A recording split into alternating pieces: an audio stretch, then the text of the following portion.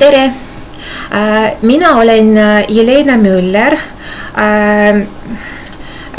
Ma olen võõrkeelte õpetaja esimese aasta Tartu Ülikooli üliõpilane.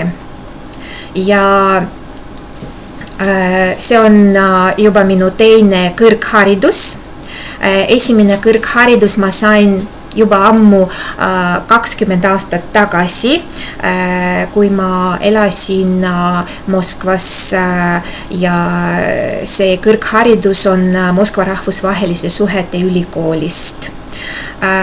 Nüüd ma olen päritolnud Eestist, aga sündisin Eestis, lapsepõlv mul oli Eestis ja minu vanemad, minu isa koolis Moskvas,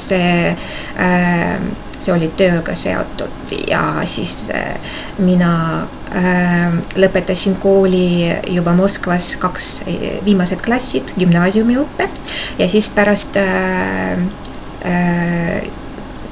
ülikoolis seal õppisin 5 aastat, sain magistritase ja siis pärast ülikooli lõpetamist ma tahtsin tagasi Eestisse tulla, sellepärast mulle siin meeldis ja igatsesin ja siis Eestis ma elasin ja töötasin 2 aastat. Pärast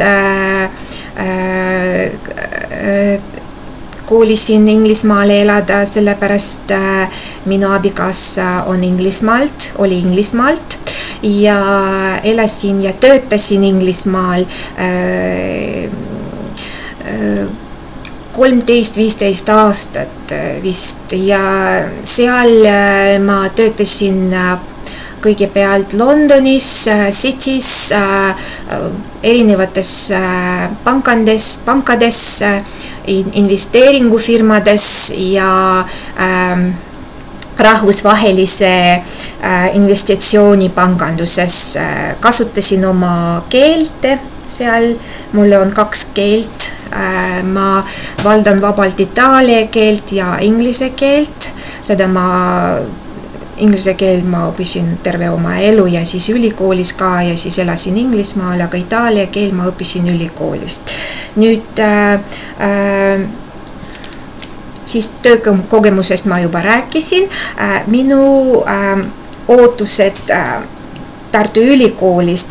Kõigepealt ma soovin saada erinev eriala juurde, sellepärast, et pärast lapse sündimust, minu esimene laps sündis umbes 10 aastat tagasi, mina kahjuks ei saanud edasi töötada finantsvaldkonnas ja hakkasin töötada nagu vabakutseline, mis ei sobinud mulle ja ma mõtlesin, et äkki ma saan erinev eriala, mis võimaldab mulle tagasi tööle astuda ja pärast pikk ajast lastega viibimist. Mida ma soovin saada Tartu Ülikoolist õppidest? Ma soovin kõigepealt saada uus eriala, mis võimaldab mind töötada võib-olla gümnaasiumis või ülikoolis ja soovin arendada minu suhtlemisoskus, et saada parem suhtleja erinevatega inimestega, et paremini ka aru saada võib-olla kehakeel ja hidden language, mis võimaldab mind anda oma oskused edasi, et kuidas paremini õpilastega suhelda ja tegelikult inimestega. Suur tänu!